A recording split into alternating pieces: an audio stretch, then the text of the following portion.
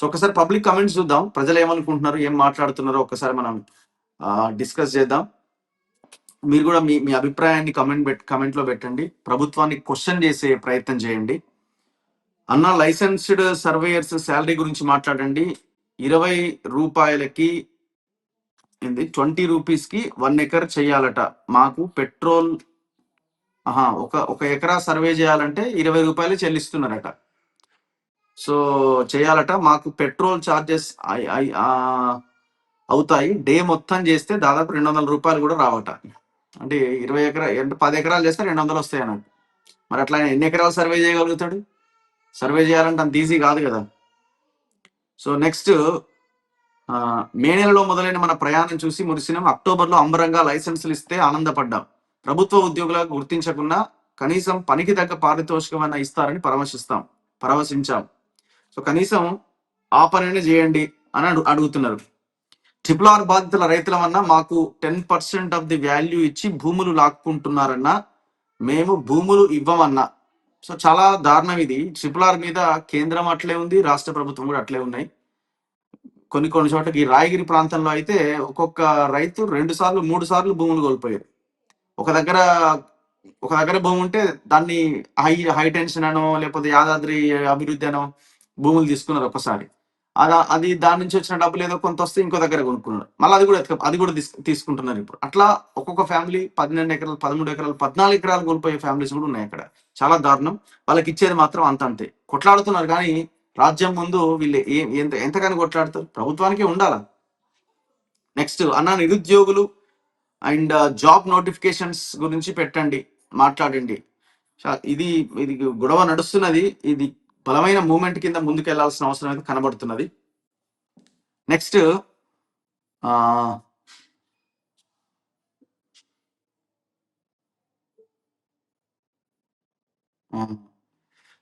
మన బద్ధకం వలన వాళ్ళ ప్రాణాలకు ఇబ్బంది ఉండకూడదు, డెలివరీ టైం తీసేయడం మంచి నిర్ణయం అని అడుగుతున్నారు. ఇది ఏంటంటే గిగ్ వర్కర్లు ఎవరైతే ఉన్నారో, Zomato, Swiggy, Blinkit or something ఇవన్నీ ఈ 10 minutes డెలివరీ అనేది ఒక నిబంధన ఉండే కేంద్రం ఎత్తేసింది దాన్ని. చాలా మంచి నిర్ణయం ఇది. ఎత్తేయాల్సిందే. ఎందుకంటే 10 నిమిషాల్లో రాకపోతే మళ్ళీ నువ్వు 10 minutes లేట్ అయిపోయింది కాబట్టి నేను నీకు డబ్బులు ఇవ్వను, ఇట్లాంటిది కూడా నడుస్తున్నది ఆల్రెడీ.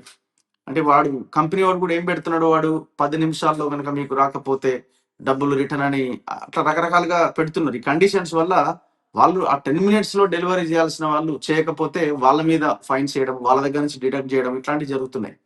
ఇవన్నీ ఒకవైపు అయితే, పైసల అంశం ఒకవైపు అయితే, రెండోది వాళ్ళ ఆ బండి మీద పోయేటప్పుడు తొందరగా ఇవ్వాలన్న దాంట్లో యాక్సిడెంట్స్ అవుతున్నాయి.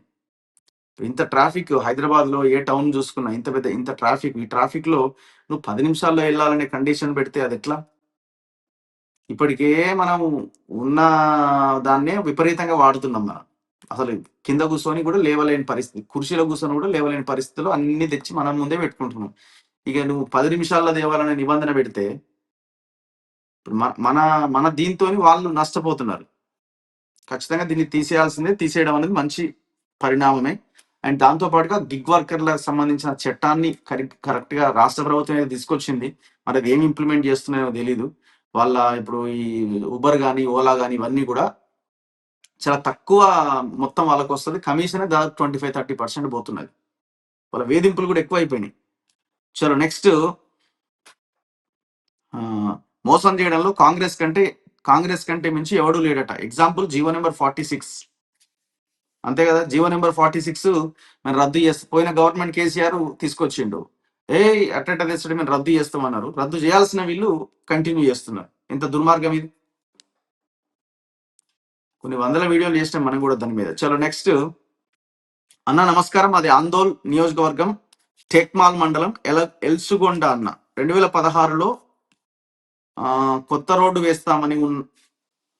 వేస్తామని ఉన్న రోడ్డు తీసేసిరట. ఇప్పటి వరకు వేయలేదు. చాలా ప్రమాదాలు జరుగుతున్నాయి. మొత్తం మట్టి రోడ్డే ఉందట. అట్లనే ఉన్నది. చాలా ఇప్పుడు ముఖ్యమంత్రి ఏమో చలాన్లు వసూలు చేయరు, అవసరమైన దానికి అకౌంట్ లింక్ చేయరు అంటున్నాడు. ఈ రోడ్ల సంగతి ఏమో గాలికి వదిలేసారు. చలో అన్న, #జాబ్ నోటిఫికేషన్ అని పెట్టండి స్క్రీన్ పైన. ఓకే, ఖచ్చితంగా మనం ప్లాన్ చేద్దాం. స్క్రీన్ పైన జాబ్ నోటిఫికేషన్స్ అని పెట్టమని అడుగుతున్నారు. ఖచ్చితంగా పెట్టే ప్రయత్నం చేద్దాం.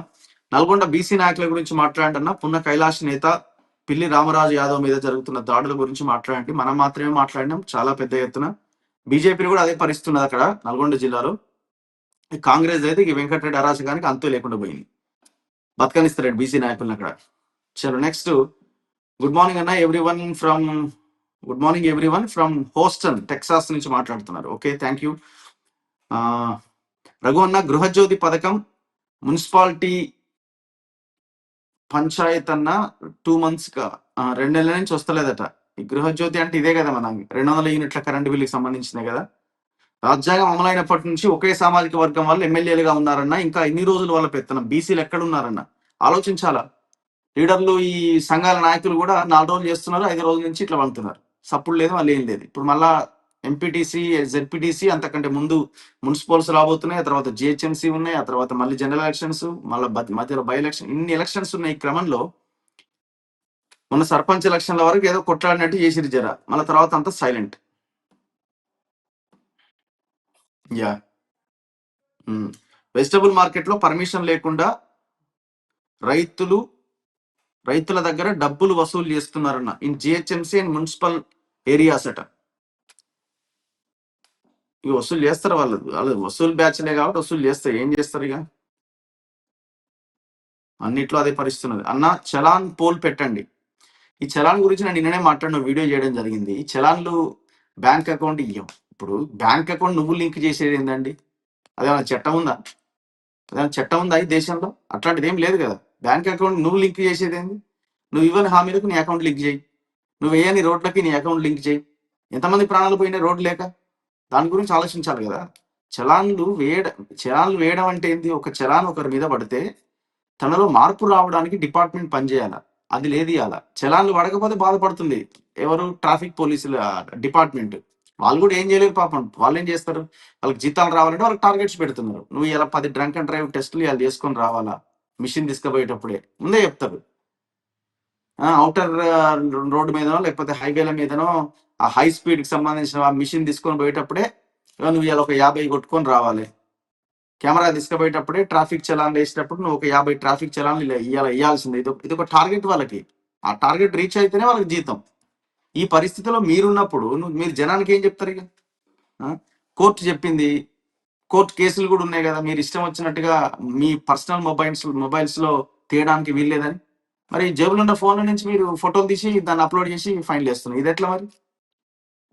ఫస్ట్ మీరు మారండి. మీరు బాధ్యతతో పనిచేసిన తర్వాత అప్పుడు మాట్లాడండి. జనాలు కూడా మారాల్సిందే. ట్రాఫిక్ సిగ్నల్స్ ఉల్లంఘిస్తే ఫైన్లు వేయాల్సిందే. కానీ గవర్నమెంట్ చక్కగా లేదు కదా. ఫస్ట్ మీరు చేయండి ఆ పని ఫస్ట్. అన్న, కొంచెం కాంగ్రెస్ వైఫల్యాల గురించి గట్టిగా మాట్లాడండి. మేము తప్ప ఎవడు మాట్లాడుతున్నాడు, గుర్తుపెట్టుకోండి. అర్థమైందా? కాంగ్రెస్ వైఫల్యాల గురించి కావచ్చు, లీడర్ల గురించి కావచ్చు, వాళ్ళ కబ్జాల గురించి కావచ్చు, మేమే మాట్లాడుతున్నాం. ఎవరు వేసినారు చూపించండి. మొన్న అక్కడ 6 లంబడోళ్ళ ఇల్లు కూలగొడితే తిరుపతి రెడ్డి ఫోటో వేసినాం మేము. రేవంత్ రెడ్డి అన్నది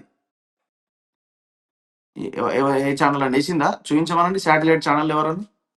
ముఖ్యమంత్రి అన్న ఫోటోనే వేసినాం కదా. తిరుపతి రెడ్డి ఉన్నాడు దీని వెనకాల, ఏం అన్యాయం ఇదని మాట్లాడుతున్నాం. ఎవరు మాట్లాడుతున్నారు? అన్నా, పోయినసారి కొత్త పాస్బుక్లకు రైతు బంధు రాలేదు, డెడ్ లైన్ లోపు డాక్యుమెంట్స్ ఇచ్చినా కూడా రాలేదట. 9,000 కోట్లు ఇచ్చినాం అంటున్నారు. ఇప్పుడు మీరు చూడండి, రైతు బంధు కూడా, ఈ రైతు భరోసా కూడా బలహీన వర్గాలకు ఎక్కడున్నాయి భూములు? ఎవరికి భూములు ఉంటే వాళ్ళకి రైతు బంధు, రైతు భరోసా. కూలీలు ఎవరంతా? కూలీలంతా ఎస్సీ ఎస్టీ బీసీలు. మరి కూలీలకు ఇస్తాన్న మేనిఫెస్టోలో పెట్టిన ఆ డబ్బులేవి? రైతు భరోసా అనేది కూలీ చేసుకునే మన కౌలుకి తీసుకునే కౌలు రైతులకు కూడా ఇస్తామన్నారు కదా. ఎటుపోయింది మీ హామీ చెప్పండి? ఇయ్యరు. అది ఇయ్యరు, ఇది ఇయ్యరు, ఏది ఇయ్యరు. 100 ఎకరాలు ఉన్నోళ్ళకి మాత్రం ఇస్తారు. ఇప్పుడు 119 ఎమ్మెల్యేలో ఎంతమందికి రైతు భరోసా కింద డబ్బులు తీసుకుంటున్నారు? వాళ్ళకి ప్రతి ఒక్కరికి భూములు ఉన్నాయి కదా, ప్రతి ఎమ్మెల్యేకి, ప్రతి ఎమ్మెల్సీకి. చలో నెక్స్ట్ అన్న, 2023 సంవత్సరంలో ఇవ్వాల్సిన డిఏ 2026లో ఇస్తే అది సంక్రాంతి కానుకగా ప్రజల్లో ప్రచారం చేస్తున్నారు. కొంచెం దీని మీద మీరు క్లారిటీ ఇవ్వండి అన్న. అట్లనే ఉంటది ప్రభుత్వాలది. అసలు వాళ్ళు మేము ఇచ్చినామని ప్రచారం చేయడమే పెద్ద తప్పు. మీరు ఇచ్చేది ఏంది? అది వాళ్ళు పని చేస్తున్నారో, పని చేసిందని డబ్బులు ఇవ్వాలి. ఎవరైనా జీతం ఇచ్చిందని ప్రచారం చేసుకుంటారా? ప్రభుత్వాలు అట్లా తయారైనవి. ఓ 4-5 నెలలు ఆపుతారు. ఆపిన తర్వాత ఇక అడిగిన తర్వాత రెండేళ్ళదో మూడేళ్ళదో వేయగానే ఆహా డబ్బులు పడ్డాయని మనం సప్పట్లు కొడతాం. దాని మీద వాళ్ళు గొప్పగా వాళ్ళ అకౌంట్ నుంచి ఇచ్చినట్టు ఫీల్ అవుతుంటారు. ఇంకా పెండింగ్ చాలా ఉన్నాయి. అన్న కొత్త జిల్లాల ఏర్పాటు 8 ఏళ్ళు అయింది. మళ్ళీ సవరించడం అవసరమా? 20, 32, 33 జిల్లాలని ఇప్పుడు సవరిస్తాము, దాన్ని చేంజ్ చేస్తాం అంటున్నారు. అసలు అది ఇంకా క్లారిటీ లేదు. సిరిసిల్ల పోతది, సిద్దిపేట పోతది అనేది ఊహాగానాలే. నేను అనుకోవడం అయితే ఏ జిల్లాని మార్చే అవకాశం ఉండకపోవచ్చు. ఇప్పుడు మున్సిపల్ ఎలక్షన్స్ ఉన్నాయి. రకరకాల ఎలక్షన్స్ రాబోతున్నాయి. ఇవన్నింటి నేపథ్యంలో ఇప్పుడు ఒక జిల్లాని, ఆ జిల్లాని టచ్ చేసి దాన్ని తీస్తే ఎవరు ఊరుకోరు గదా! నేను అనుకో మండలాలు ఈ జిల్లాలో, ఆ జిల్లాలో కొంత షఫ్లింగ్ అయ్యే అవకాశం ఉంది తప్ప జిల్లాల పేర్లు జిల్లాలు తీసేయకపోవచ్చు అనేది నా ఆలోచన. ఏదేమైనా ఏం ఉపయోగం ఇదంతా గూడా ఇష్యూస్‌ని డైవర్ట్ జేయడానికి. ఇప్పుడు జిల్లాల చర్చ రాగానే జనాలంతా రోడ్ల మీదకొస్తారు. మా జిల్లా ఎట్లా తీస్తావు? మా జిల్లా ఎట్లా తీస్తావు? అని. అప్పుడు ఇష్యూస్ అన్నీ డైవర్ట్ అయిపోతాయి. ఇవన్నీ ఈవెంట్ మేనేజ్‌మెంట్ ఇదంతా.